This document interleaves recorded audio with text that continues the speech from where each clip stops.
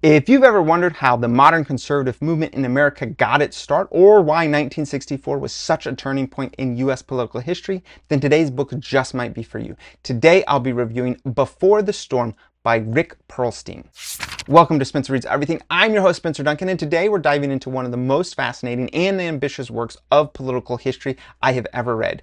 Before the Storm, Barry Goldwater and the Unmaking of the American Consensus. It's actually the first book in Rick Perlstein's four-part series on the rise of modern American conservatism. I picked this up when I discovered that it's the first volume in Perlstein's ongoing quartet tracing the development and transformation of the conservative movement in the United States. I've always been interested in the way ideas shape politics, and this book promised to cover a pivotal moment in 20th century American history. Despite covering a wide cast of characters and an incredibly complex political landscape, Before the Storm is very accessible. It is also engaging, and at times it's even witty. Perlstein's writing style is smooth and readable, even when he's juggling multiple storylines across a decade of American political life. At its core, Before the Storm is about the rise of Barry Goldwater and the rightward shift of the Republican Party in the early 1960s. But it's also about much more than one man. It's also about the collapse of the so-called liberal consensus that dominated post-World War II politics and the emergence of a new insurgent conservatism that would come to define American politics for decades. Perlstein opens with a snapshot of the political status quo of the 1950s and early 1960s, a period where Democrats and moderate Republicans largely agreed on basic ideas like a welfare state, Keynesian economics, containment of communism, and this centrist consensus left little room for ideological extremes on either side. The Republican Party, dominated by the likes of Dwight D. Eisenhower and Nelson Rockefeller, had made peace with the New Deal, but not everyone was satisfied, and so on the right, there were libertarians, anti-communists, Christian conservatives, and even conspiracy theorists who felt the nation had lost its way. Perlstein shows how disparate and disorganized this conservative undercurrent was, but also how passionate, angry, and determined it had become. Enter Barry Goldwater. Goldwater was a senator from Arizona. He became the unlikely standard bearer of this rising right-wing movement. In many ways, he was an accidental figurehead. He was charismatic and principled and uninterested in compromise, but not initially ambitious for the presidency. Nevertheless, his 1960 book, The Conscience of a Conservative, which was actually ghostwritten by L. Brent Boswell Jr., electrified the right and became a bestseller, helping to solidify his position as the intellectual and emotional center of a new political identity. Goldwater opposed big government, social welfare programs, civil rights legislation, and detente with the Soviet Union. His stances alienated moderates, but it thrilled grassroots activists. Perlstein follows how these activists, many from groups like the John Birch Society or Young Americans for Freedom and the National Review Circle, began organizing, fundraising, and pushing the GOP towards Goldwater's brand of ideological conservatism. The heart of the book is the story of the 1964 Republican primary, a brutal intra-party fight that pitted Goldwater's conservative base against the moderate establishment, which was actually led by the New York governor Nelson Rockefeller. The GOP had always been a coalition of disparate factions, but this was the moment the seams started to rip. And Perlstein gives us a gripping behind-the-scenes account of how conservatives out-organized, out-fundraised, and outmaneuvered their opponents, especially at the grassroots level. This was a political revolution from below, fueled by newsletters, talk radio, church groups, and young, dedicated volunteers. The Republican National Convention in San Francisco was a defining moment. Despite being branded as extreme and dangerous by the media, and even by his fellow Republicans, Goldwater secured the nomination with his now famous line, "Extremism in the defense of liberty is no vice." Of course, after this bitter primary fight, we are led into the general election. And since you have never heard of President Goldwater, it is worth pointing out that Goldwater's 1964 campaign was a disaster at the national level.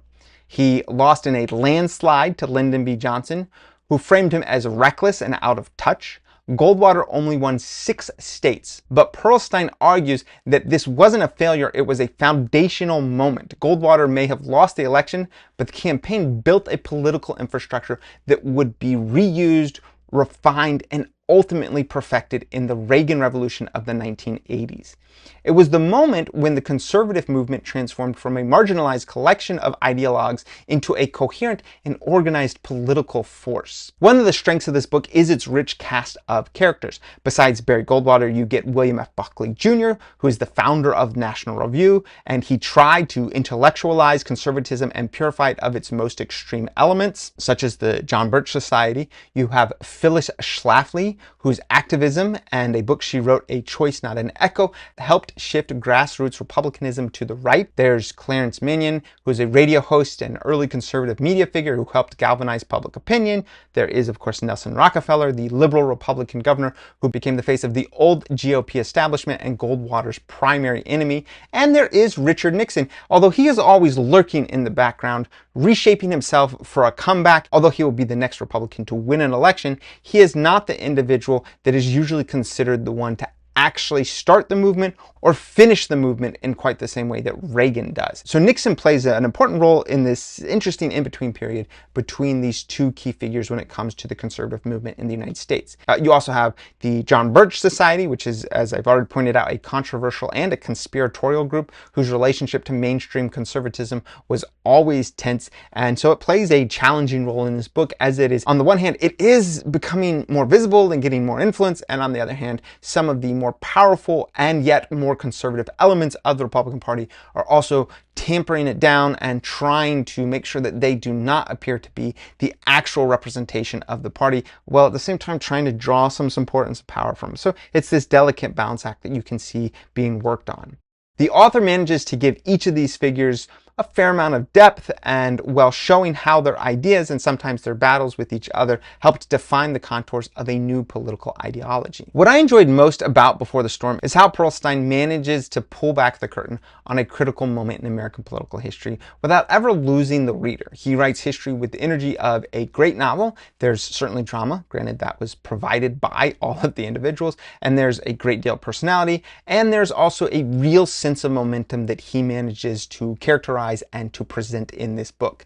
Despite how many names and events the book includes, it never feels overwhelming. Perlstein keeps the narrative grounded in themes: the rise of ideological politics and the collapse of consensus and the power of grassroots organizing, and the complicated intersection of media and religion and this political identity that was developing in a whole new way.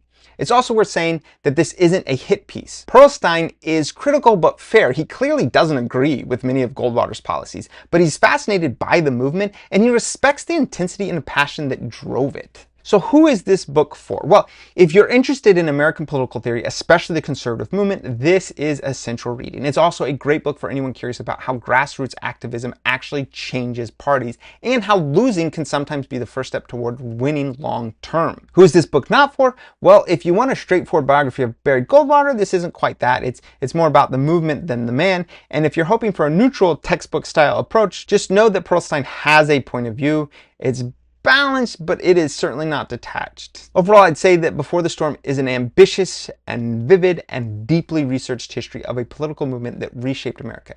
It's the beginning of a series that I'm definitely going to keep reading, whether you're trying to understand where today's political landscape came from or just love good history writing. This book is well worth your time. Of course, I would like to know what you guys think about this book, or if you've read any of the other books in Perlstein's collection, please let me know your thoughts in the comments. But don't forget to like, subscribe, turn on those notifications, and until next time, keep those pages turning.